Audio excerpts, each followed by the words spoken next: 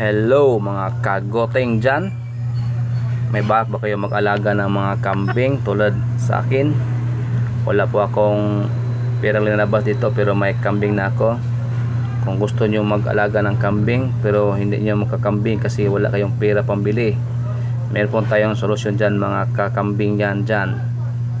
So pag gusto nyo magkakambing kayo ng walang perang linalabas, pag meron kayong kaibigan nga maraming kambing, pwede kayo pumunta sa kanya nga magsabi kayo, magbaton kayo nang bahala mag-usap kung paano pamaagi sa pagbaton.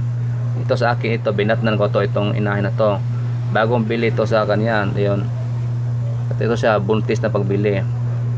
Ang sabot namin nito ay isang 45% sa akin niya, 60% pag mga anak. Sa susunod na anak, pag dalawa ng anak, tag isa-isa kami nito.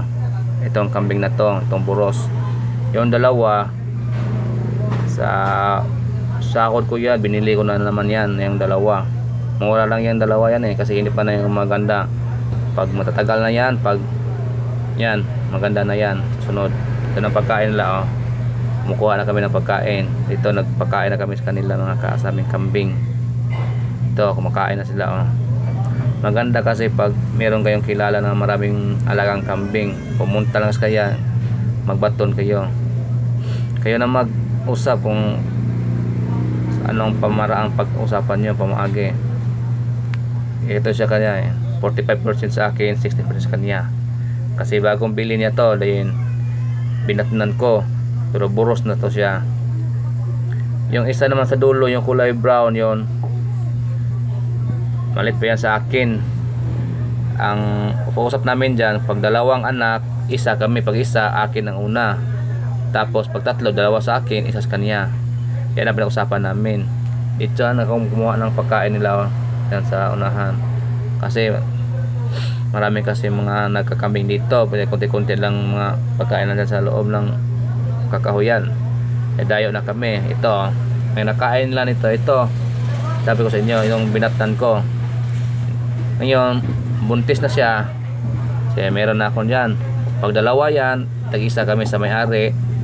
Pag isa, akin lang ang unang anak. Tapos pag tatlo, dalawa sa akin, isa sa kanya.